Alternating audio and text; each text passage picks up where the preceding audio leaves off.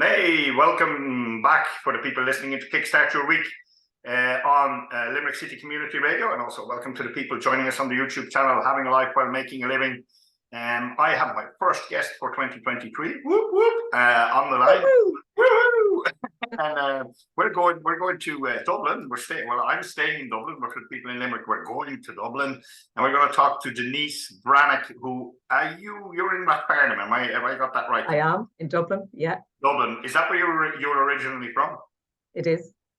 Oh, you didn't go far then, Denise? No. I didn't, but I did live in Germany, and I also lived in Turkey, so I did a bit of traveling, but ended up back here. So I love the area for the mountains and the sea. As you know, I love sea swimming. Yes. Yeah, for people who follow Denise on social media, yes, you do love sea swimming and nature. I know. Same that we have that in common anyway. Not the sea swimming. Yeah. Not yet. Not yet. So Denise Brannick is who I have on the line, all the way from Rathfarnham in Dublin. You used to work in corporate, and now you don't anymore. And you said you traveled. Give us a bit of a background about yourself. So when I was 21, myself and a few friends left to go and live in Germany, and we started off as chambermaids and doing any kind of job that we could. But we were very lucky then that we got jobs one by one in the American Army, and ended up staying there for 6 years. Great experience, living in Munich, really good time. And from there, then you kind of have to maybe decide, are we going to come home, and to maybe just change our kind of, how would I say it, our Germanized attitude to everything having to be on time, which, didn't quite happen when I used to come home. I'd be waiting on the bus and wondering, well, why isn't it coming at this time? And then it mightn't come at all. And everybody was used to that. And I was kind of annoying the hell out of people. So we said, well, if we're thinking of coming back home, we need to go somewhere where nothing goes on time. It was probably an excuse to go and live in and work in Turkey. And Turkey was a destination that German people used to go to in the 80s. Irish people only started going, I think, in 1993. And I got a job as the JWT rep, the first rep for JWT in Kuşadası in Turkey. And that went on for 2 years. And after that, then I came home to Ireland. So various different jobs. The last job that I would have worked in was senior management in the Matter Private. An extremely interesting place to work. It was business development and administration, and great scope for creativity in terms of setting up new businesses. So from there to where I am now, I hit a wall due to chronic stress. Because what I see now as I look back, all of my energy went into work. All of my emotion got hidden in work. Now, I wasn't aware that this is what was going on, because I was somebody who would have loved sport, so I certainly probably released stress that way, but stress wasn't really a subject we were talking about back in the 90s, certainly not the way we are now. And I was the type of person where that would build up, or I'd bury emotion, or I'd bury anxiety, or I'd bury fear. It was nearly like I couldn't let you see if there was a weakness in me. I had to be have all angles covered. And was that, can I ask you a question, was that in all your jobs, or was that something that built as you changed your career? If I look back, it probably was in all my jobs. Even as a rep, I had all angles covered. And I mean, I loved dealing with people, and the American Army really taught us about customer service. Their motto was, the customer's right even when they're wrong. So for me, giving in any job that you did, giving it your best, but it was giving all of my energy into it. And I suppose the story, Patrick, of me and of my confirmation at very different times when we were like 11 years of age. When I was asked to sing at my confirmation, and I didn't know this is what I was being asked to do, and it was down in the local church, which was huge. And they had a huge crowd in for the rehearsal. There was 3 schools brought together. And I'm walking up to the altar to do a solo. And honestly, if I look back, I had no idea what I was doing.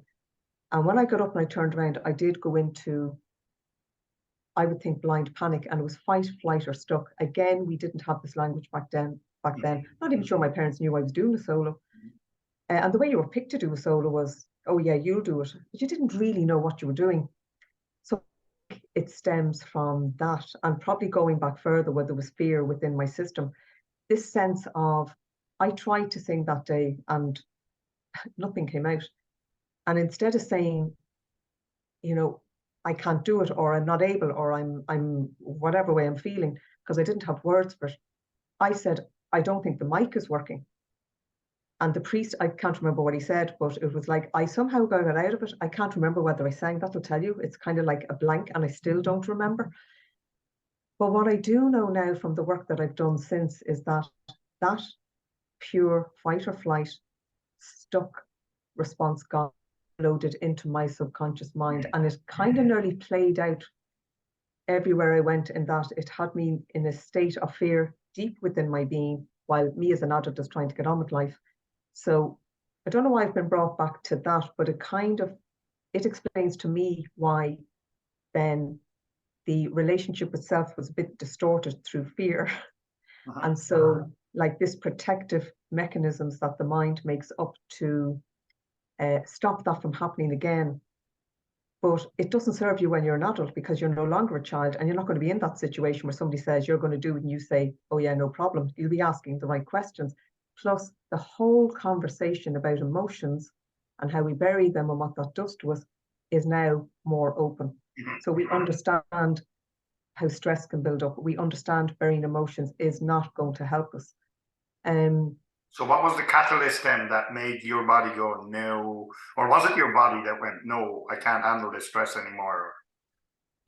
I kept showing up, even though I shouldn't have been. I was at the stage where, like, that's a high pressure job that I was in. And so years of, I suppose, not looking at what is being triggered on the inside, and you keep showing up. And it got to the stage where, like, I didn't really know what was going on, but it was wearing me down, your loss of appetite, not sleeping, just nearly not being able to function, but you still keep showing up. You'd nearly show up into work and just want to put your head on the table and say, please leave me alone. And still you're showing up. And I hit a wall. It was like one day I just couldn't. And that led on the journey to, I've got to look within. I've got to look within, because I've tried every which way to, was that a thought that externally. Yeah, sorry to interrupt. Was that a thought that came to you? Or was it a thought that, like, developed? Like, I need to look within. Where did that come from? I think I always kind of knew there was something. I think we always know there's something in us that's driving the disruption, and that's driving the fear, that's driving the behavior, that's driving the disconnect in the relationship to self. So I think I always knew that, but I just didn't know how to access that. I remember my mother saying, look for the hero inside yourself, and me thinking, oh, what does she know? But she did know, because she had more experience of life. So it did start a journey, and it was some journey to look within, to find out what is driving this need for external approval, this need to be seen and heard externally, when I can't see and hear myself, and I can't see and hear my emotions. And actually, I don't really know how to process them, because I was cut off really from the body, and that all my energy was up in the headspace. It was just always very quickly up in the headspace. Probably what kept me going for as long as it did was that I did love, nature, outdoors, exercise. I kind of am energetic in that way. But there's only so much of that you can do before stress just takes over that then as well. So yeah, it really started that journey of having to look within and to build a proper relationship with self that's built on proper self-care, not the external self-care that we go on with, but the real communication on the inside. So, I sit here today talking to you, and I just don't have an inner critic anymore. I really don't. It would be ridiculous to even have a thought that's going to critique me, because I'm aware now that it's me that's doing all the thinking. It's me that's doing So when we do that work to clear out, you know, some of the old beliefs, some of the old conditioning, some of the old habits of thought, we get to see, oh, wow, this is all playing out inside of me. And that is a journey in itself. Yeah, and that's a never-ending journey to a certain point, isn't it? It is. It's an ongoing one, but it's when we, you know, when we find that space within that we can trust, because it's based on feeling that is calm, then we've some chance to step back and start observing our own mind and start to really get a system in place where we start processing out old emotion, we start processing out old limiting beliefs, and where we then come more into present moment awareness. I would describe it to me as having more space within me to have a real home. Yeah, okay. Beautiful. That's the only way I could describe it. My real home lies within me. Now I have one. Now I have one. That's beautiful. Now I have one. Yeah, beautiful. So when I did a bit of research before we started talking, Denise, I saw that you're an executive on life coach, that you studied with the Positive Success Group, that you're an advanced EFT practitioner, and that you're I hope I don't mess this up, a whole Ho'oponopono mentor, right? Yeah. Was that all part of the journey, or? Yes. This was me learning. This was me initially. I found EFT and I found that was powerful. And then I went on to train in it. And that's a technique I still use today. I just find it great because you can use it on the go. And then I subsequently did the coaching course.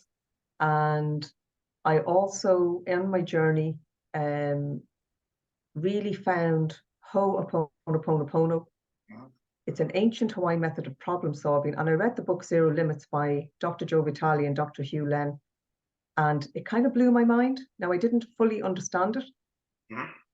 And of course, my mind always wanted to bypass the work, you know, bypass the actual inner work. So I was like, my mind was nearly, oh, great, this is another. Yeah. But when you have to actually put it into practice, that's where sometimes I would fall down. It'd be like, I'd start off great and then I'd stop. I'd start off great and then I'd stop. And I'd have all these thoughts, oh, well, you're not disciplined, you're not consistent. So all of that has fallen away now.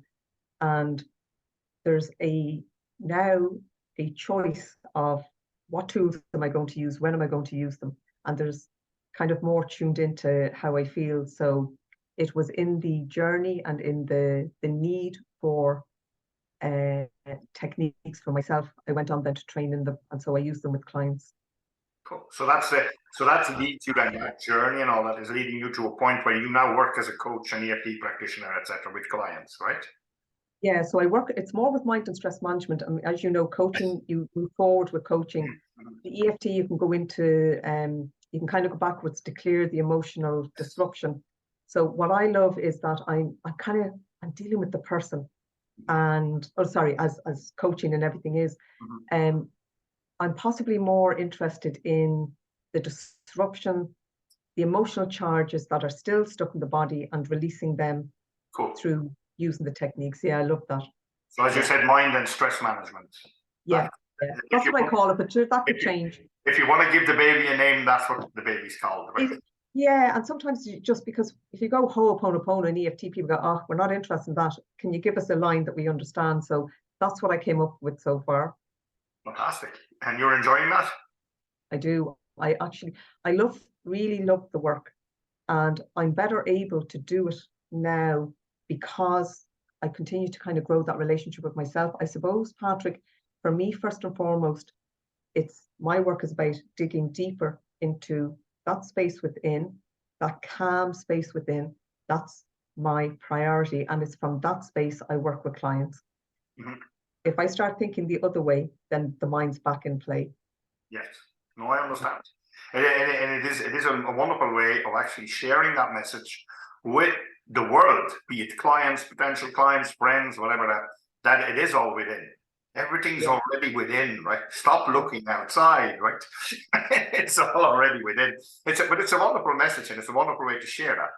Yeah, and you know, I nearly have to keep reminding myself because my mind, obviously, I lived a lot of my life up in the headspace, so you know, my mind loves going out, you know, so I can see it more and catch it more, and so it's always if I'm doing something, I kind of go, wait a minute now, do you need to go in? and really see this, or is this your mind now just kind of taking off? So I'm getting better at that. Wonderful, wonderful. Yeah, and as you said, like, it's also not beating yourself up when you catch yourself out of going, like I told you before we started this chat, I still can go sometimes and experience a game and go like, why did he make that decision? Whereas there's nothing I could change. It's not me making the decision, etc. So it's also, I think, about not beating yourself up when you catch yourself out still doing it. Right? Completely. And you know what? I actually love it because I go, oh, there you go, you little devil. I love it more and more. The good, the bad, the ugly, that I used to judge before. Now I look at all of it and say, you're all part of me. So I want to see you. I'm not running. I'm not going to run from you. I want to see you. And in that scene of what's going on in us, it's much easier for it to fall away and for us to have lasting change versus the mind, this idea of I'm going to give up a habit. I'm going to stop eating chocolate today. I know if I tried that through the mind, I've eaten the chocolate more in 2 weeks' time. I bring my awareness into, I'm eating a lot of chocolate, which I do, and I enjoy, but I'd like to do something about it, So I have my sights on it, I have my awareness on it, and I know if I keep that up, it'll fall away naturally. Getcha. So can I suggest maybe a trip to Belgium? Because for the chocolate? When you start eating proper chocolate, you'll probably eat less of it. But anyway. That's probably true, yeah. It's the sugar addiction, absolutely. But that was just a bit of anyway. It's a good point. It is a good point. But what was I going to say? This is the having a life while making a living section on both the radio show and YouTube, etc. And I always ask people, when I say having a life while making a living, I know what that means to me, but when you hear those words, what does that mean to you, Denise? I think to me, and this is coming from also watching you and just seeing how you go about things and the changes, and you're having a life while making a living. And for me, I would describe it as I'm doing something that I love and it doesn't feel like work, but I don't lose sight of the balance, as in the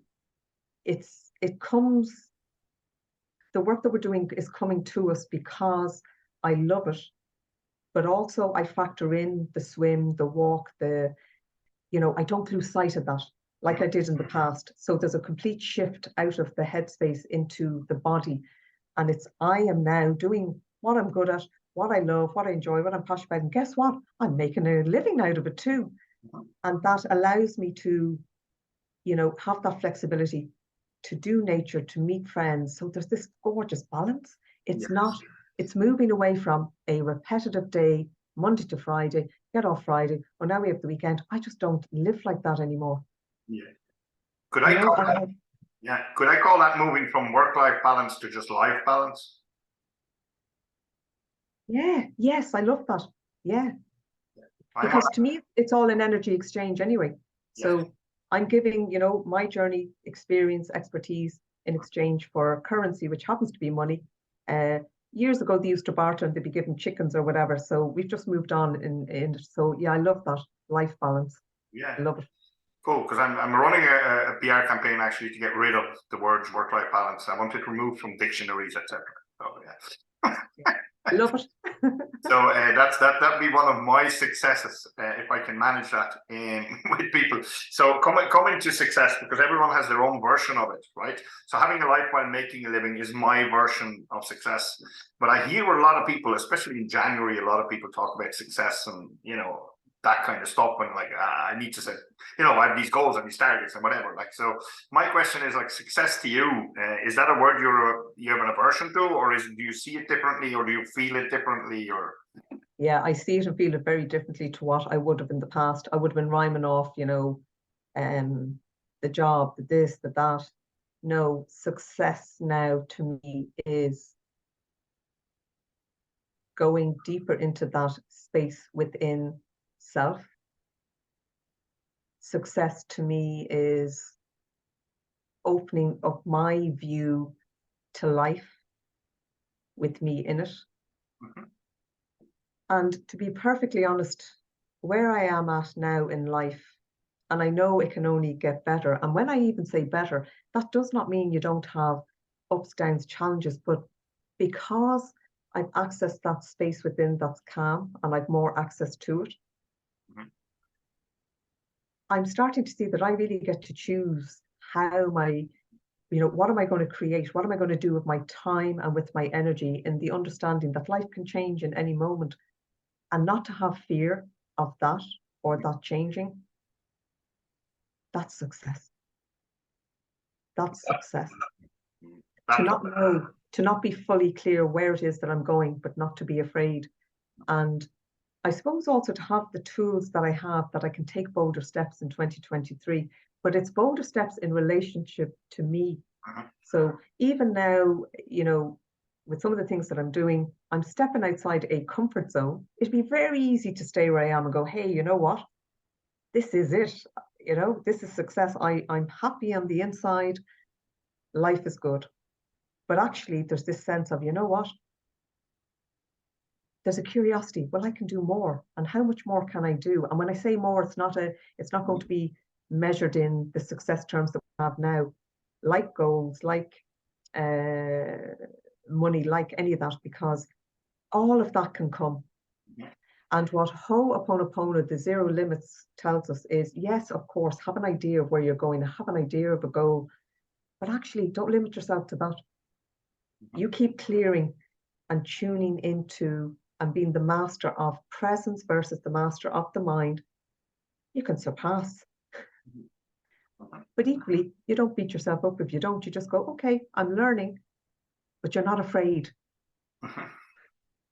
And that, to me, is success. So yeah, it's very different to what it would have been a couple of years ago.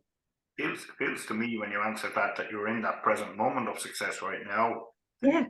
Yeah. And I'm not knowing. I actually don't know. So maybe I need to do a bit more work and gain a bit of clarity on, well, what is it? And that's okay. And I think that's where I am at the moment. You and I spoke before about the new year, and you described it perfectly to me, which is there wasn't any change in the year. And I felt exactly the same, in that I moved through one of the best Christmases and New Years that I've had. But I certainly didn't have this, what I would have had in the past, the mind going gung-ho, let's go, New Year's resolutions. I'll give this up, I'll give that up. It was like, absolutely not. We will broaden our awareness, we will grow my awareness, and we will see what it is that we need to do to treat the body even better while we get on with life. Sure, sounds wonderful. You've mentioned a word a few times now. I don't even know if you're aware of it, but you've mentioned the word calm quite a number of times. Now, look, we have it that in the next few days, or in the next week or so, when you will have something to do with calm. Is it Calm Your Life or Calm for Life? There's a workshop coming up soon. Yeah, Calm for Life. And again, this came about just before, in October, November, with Andrea O'Grady. You know Andrea? Yes. From Body First Wellness. And we just started talking and came together, and we decided we work so well together. We're both on that journey of going inwards, coming out of the headspace and going in. So bringing our, I suppose, experience, training, expertise together, we are putting on a workshop on the 22nd of January called Calm for Life. And that's an in-person workshop, but included in it is a follow-up online 90-minute call with the group 2 weeks later. Because Patrick, don't know about you, but I don't know many times I've gone to workshops and I go, that's great. And then I walk away and I don't do anything with it. So we are hoping by having a date in the diary, it'll motivate people to take action, where they can come together with us again, and we'll chat, and we'll kind of, I suppose, tune in again, and to move forward kind of with a renewed sense of, okay, I can do this. I can have more calm in my life. I can train myself away from my mind, and it comes with daily practice. So we are so looking forward to it. Wonderful. And it's a whole day event. From 10 till 4 on the Sunday the 22nd in the Address Hotel in City West. Yeah, City West, for people that are coming, that want to come from Limerick or any other place. That's exit 2 on the M7. So it's kind of actually easy enough to find, right? Yeah, it's the old Nace Road. It actually used to be the Kingswood Hotel. Yes. Yeah. So for people who are listening here live in Limerick, they know when I say exit 2 on the M7, that's less than 2 hours, right? So yeah. Cool. And that's so, and that's it's a whole day. And Andrea, you're doing it with. She's from the Leaking County Loud. She is. Yes. Yes. And she's a mindset coach as well. So you have that kind of. She is also, she's a Pilates instructor, and she is also a wellness coach, and she also does muscular frequency work. And I'm not 100% sure on the details of that, but yeah, really interesting. So we're bringing the body, mind, and bringing it into all of the senses. So, and we'll have fun as well. So it'll be an interactive day. Yeah, it'll be kind of curiosity, looking under the bonnet, people kind of getting to know themselves, growing their awareness, but also walking away with the toolkit to bring themselves and calm their nervous system down while we're on the go in life. Okay, wonderful. Yeah. And where can people find out more or look up for tickets, etc.? How do they do that? They'd find it on Eventbrite, Calm for Life workshop, and also on my website, denisebrannick.ie. There's a link for the website. So that's then as well a good way to reach you, denisebrannick.ie, or find you on social media, I'm sure, as well, yeah? Yes, I'm doing some live videos and just giving tips and showing people, try this technique, it might work for coming out of the headspace. So I'm on Instagram, Facebook. I'm going to be on YouTube now as well. So, and this is not going to be a once-off, I presume, yeah? No, it's not. Myself and Andre are committed to Calm for Life and just, sharing simple yet powerful tools that allow you to bring yourself back into a calm space within and to bring yourself out of the headspace. And it grows your self-awareness and it's freedom on the inside. Hey, here we are again with the inside. It's all on the inside. It's all an inside job. It's all within. Beautiful. Well, success to you and to Andrea with Calm for Life. Well done. Thank you so much. Thank you. Thanks for coming on the show as well. I'm going to finish up with asking you one more question. You mentioned insight and calm, etc. And I saw something on Facebook today where someone said February is the shortest month with 28 days, and January is the longest month because it has 375 days in it, right? So what is one tip for people who are a little bit stressed out right now? What is one tip you would like to share with the listeners now? Well, firstly, I'd say don't believe your thinking or your thoughts around January, really. And I know that's not easy. And I think what I would say, maybe just with you and me here, if you just put your hand on the kind of neck, top of the chest area, and just take a deep breath in. And you and I will do it here now. Okay. And slower on the out breath. Just feel that hand supporting you and just nearly where your fingertips are on the neck where you can feel your pulse. And imagine yourself stepping right back. You're stepping right back out of January. It's only a word, it's only a month. We've conditioned ourselves to believe it's all these different things.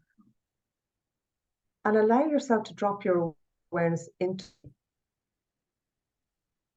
and just drop it out of the headspace. Just give yourself some space from all of the thinking around January and what that means to everybody, and all of the stuff that we're listening to as well. It's each other, the media, you name it. I'd also say forget about New Year's resolutions. I really would. I would say, look, they say that by the end of January we'll have given them all up. So what I would say is practice being more present to yourself, and don't be afraid if emotion comes up. Allow yourself to see it, and look, check out some of my videos on social media where I'll show you how to process the emotion as well. But for now, another deep breath in. Slower on the out breath. And Patrick, maybe more people next year will go through that, what we believe to be huge change, like there is no change in the year, but just that we are experiencing the festivities of Christmas and the New Year. And isn't that brilliant? Yes, it is. We don't have a big high and then the big low into January. That's all made up of the mind. Yeah. Wonderful. Denise Brannick, thank you so much for coming on both the YouTube channel and the radio show. It's been a pleasure having you. Denisebrannick.ie, or look up the videos on social media, and keep following yourself and Andrea for your Calm for Life workshops. Thanks again. Thank you so much. Have a wonderful day. Bye.